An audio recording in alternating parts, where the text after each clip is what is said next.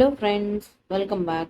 Let's start MCQs of CA Final Paper 4 Corporate and Economic Laws. We'll go through the booklet along with the provision to understand what is the MCQ and the next relevant answer for the same. So we'll start with the first question. In compliance with the Companies Act 2013, at least one woman director shall be on the board of the prescribed class or classes of companies. Ms. Ria is keen to seek the office of woman director in the company. Which of the following companies is mandatorily required to appoint a woman director where Ms. Ria can hold such office? So before we get into the options, we'll look into the provisions of the woman director. So according to the provisions, second proviso of Section 149, at least one woman director shall be appointed by the board of such class or classes of companies. So which were those classes of companies? It's like every listed company and every other public company having paid up share capital of 100 crores or more, or turnover of 300 crores or more.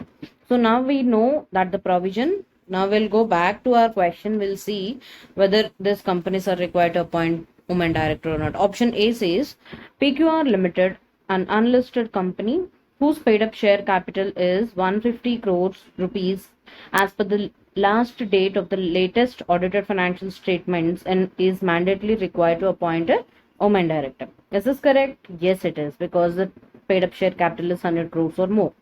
And we'll go to the next option. ABC Limited, a listed company whose turnover is 150 crores or more.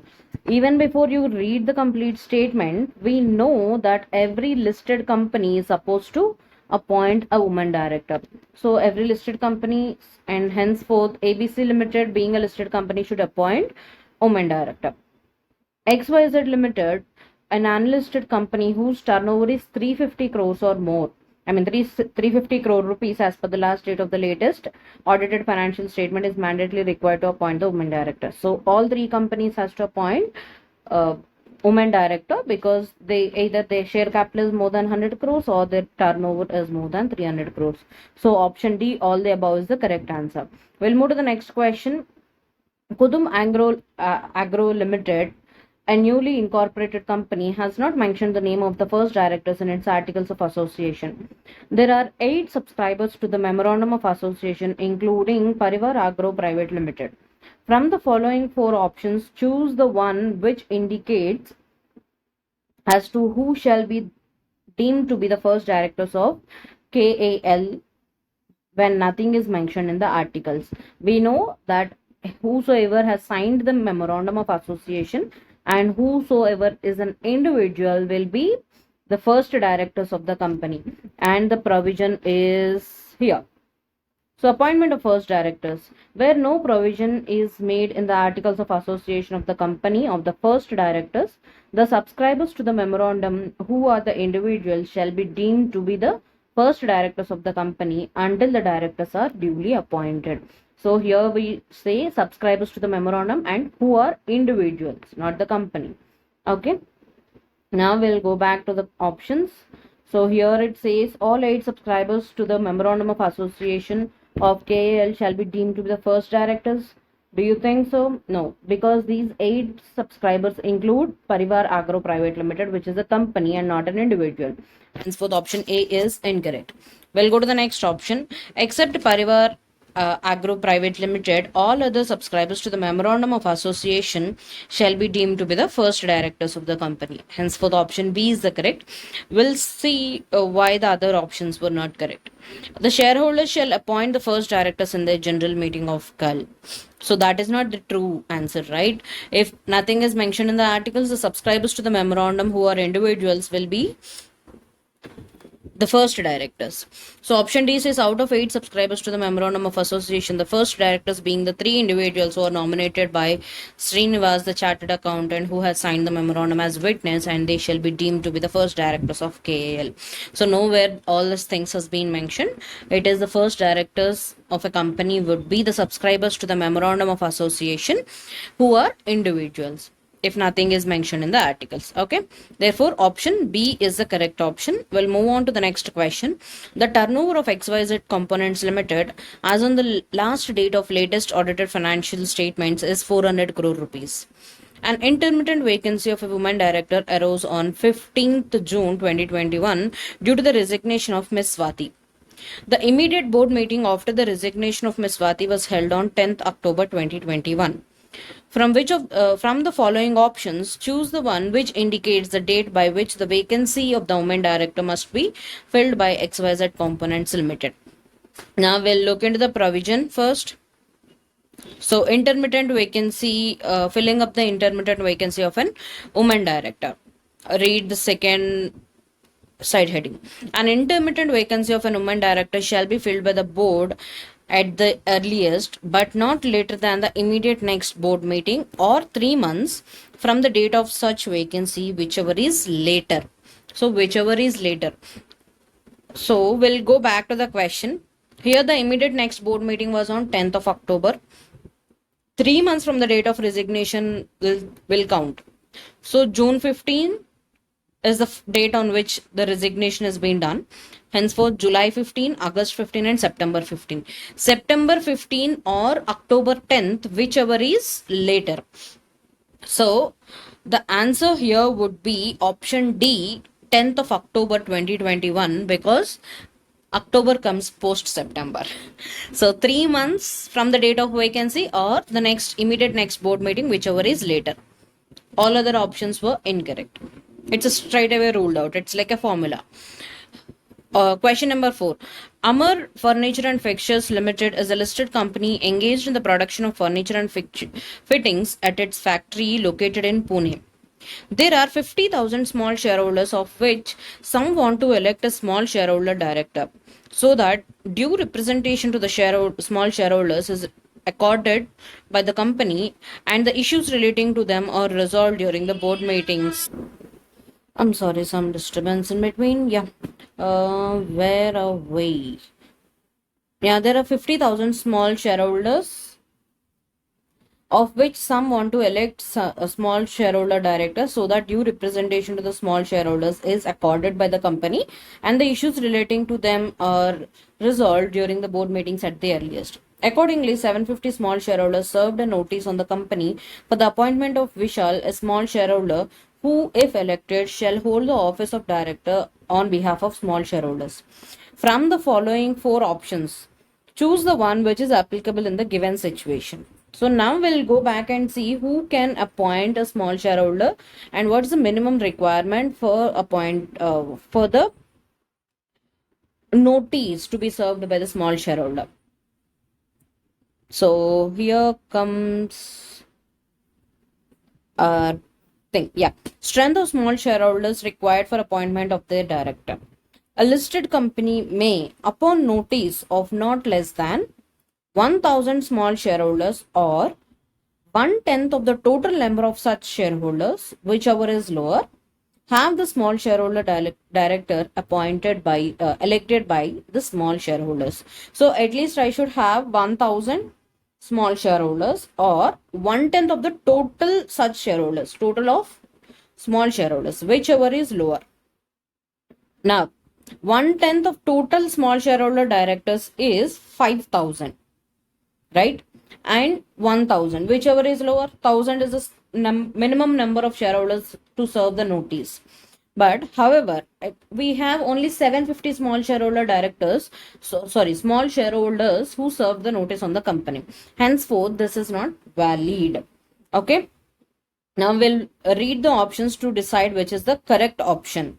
Notice served by 750 small shareholders is valid, and therefore Amar Furniture and Fixtures Limited shall appoint Vishal as a small shareholder director.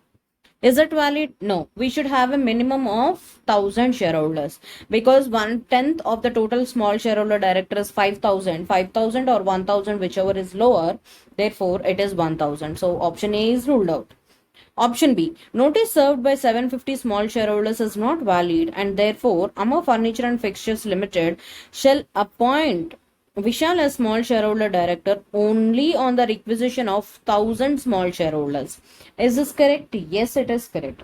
Because the rule says, the minimum requirement says 1,000 or 1/10 of the total shareholders, which is 5,000, whichever is lower, henceforth lower is 1,000. So this Amar Furniture and Fixtures Limited has to appoint a small shareholder with a minimum of 1,000 shareholders notice. So option B is the correct answer. We'll look at the other two options. Notice served by 750 small shareholders is not valid, and therefore Amma Furniture and Fixtures shall appoint a Vishal as small shareholder director only on the requisition of 5,000 small shareholders, which is not valid, right? So 5,000 or 1,000, whichever is lower. Henceforth, option C is also incorrect.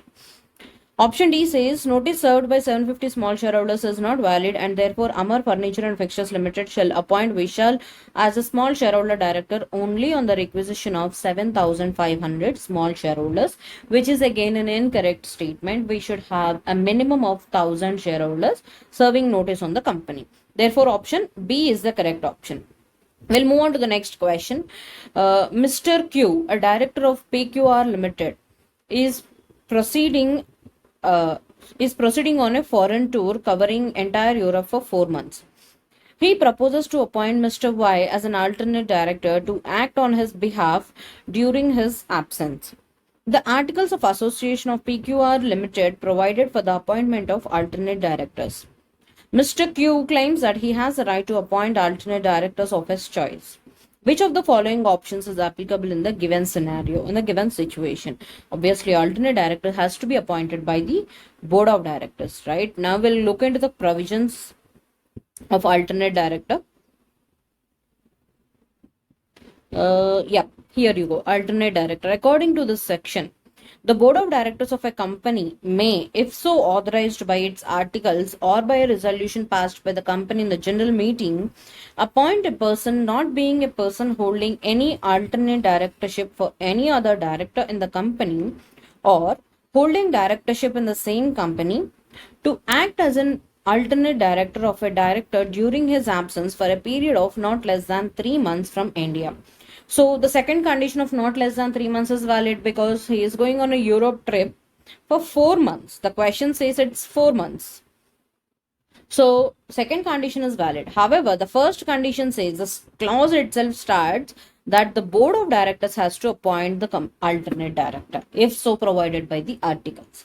So in the question it is clear that articles of association provided a right to appoint alternate directors, and the second thing being it should not the period of director not being in India should be more than 3 months, more than or equal to 3 months, right?